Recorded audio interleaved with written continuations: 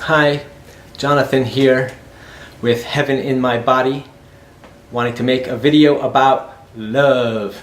Sorry, I'm looking behind me because I'm just picking up this phone. I wanted to respond to a comment that a woman left me on the website. Last week I made a video called Pleasure and Desire, the good that can be bad and ugly. And I talk about basically a feeling and how desire motivates us, and how those desires can be misleading or lead us into places we don't want to be. It's a very good video, can keep you out of trouble, so check it out. A woman left a comment and question on that, and I wanted to read that to you and then of course respond. So she says, "This video spoke to me. I left my job in January because I developed feelings for a coworker and it became painful. This scenario has happened numerous times in my life. I'm still trying to figure out what is missing in my life, or what has or has not happened in my past that leads to this repeat behavior. I'm trying to move forward and start fresh, but I feel I must understand myself better in order to do this. Do you have any suggestions or exercises that will assist me to know myself better and acknowledge the truth?" Yes, I do. And I'm so grateful you wrote that. It's a great follow-up, because love and attraction and relationship is something that we all struggle with in a huge way, especially because of all the dramatization that we see on TV, because of so many broken families, because of so many unhealthy relationships, or so many relationships, especially in our parents' generations, that were imbalanced in terms of masculine and feminine, especially the feminine giving up aspects of herself to serve the masculine. And I know there's a lot of women who especially struggle to overcome that patterning and that generational imprint. So I want to start with what it is that causes us to develop feelings towards another person. And I'm going to use attraction and developing feelings kind of interchangeably here. So if we develop an attraction to another person, that generally means of one very simple thing: that you see something that you admire or desire to have in that person.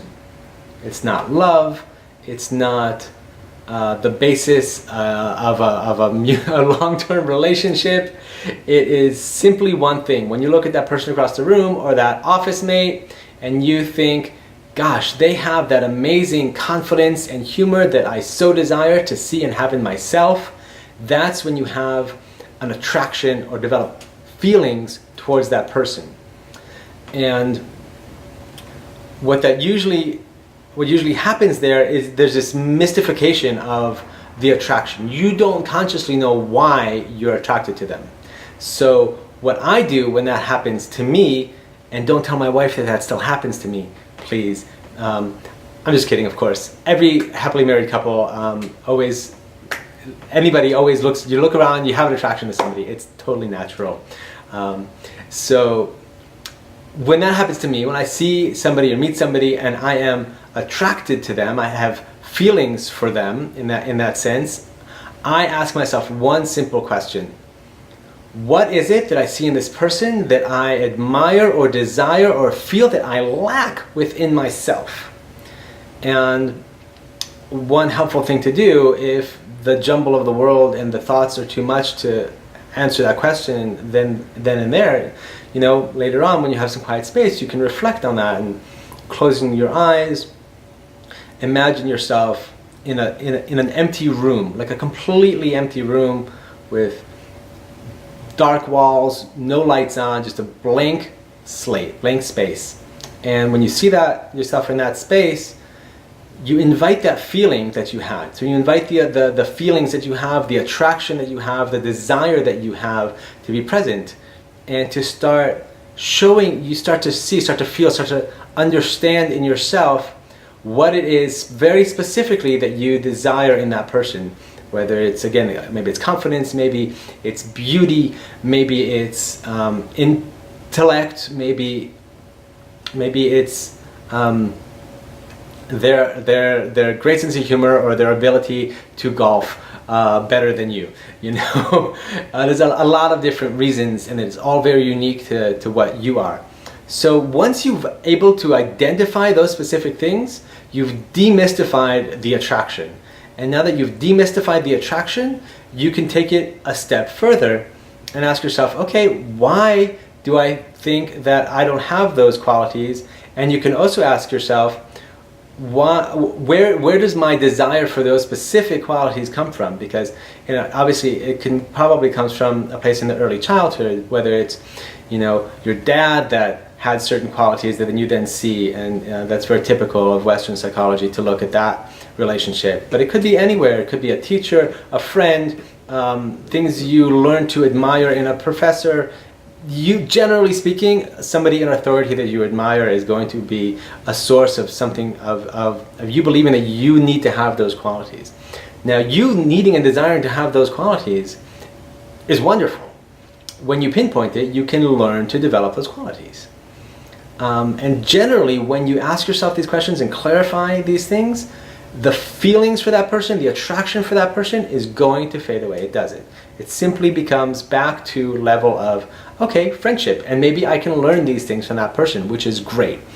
But starting or advancing a romantic relationship based on that kind of attraction is never going to build a solid long-term relationship.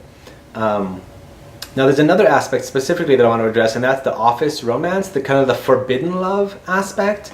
And without knowing further details about the woman who wrote this, I would only say that in terms of a repetitive pattern of forbidden love, something I'm not allowed to have, there's probably something really deep going on in terms of what I believe I'm not allowed to have. And one of the simplest exercises to always do around beliefs is to make a list. And you say, I believe I'm not allowed to have love because, and you just start writing. Maybe you put a timer on for 5 minutes and you don't lift up your pen. And even if you write the same thing over and over again, you keep writing and writing and writing and writing. And the insight that you're going to gain from that, just from that, is going to be really incredible. Of course, I highly recommend meditation.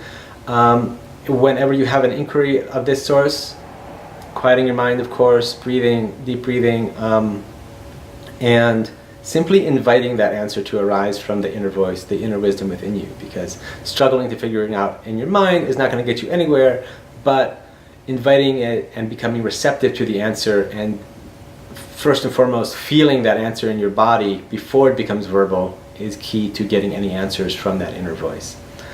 So I've addressed what attraction is. I've addressed a little bit of how to overcome attraction in a sense, or demystify why you're attracted to somebody. Talked a little bit about the forbidden love aspect, which has probably comes from a belief. And I want to talk about what does make a solid long-term relationship, and that is not just the attraction and admiration, which is great to have in a relationship. It's great to have a mutual admiration and a desire to learn from that other person. You can't build on that though over the long term, because once you learn those things, then what, right? That's when those relationships generally fizzle out and all the disappointments and projections start to happen. What actually does build a solid long-term relationship is the ability to challenge each other.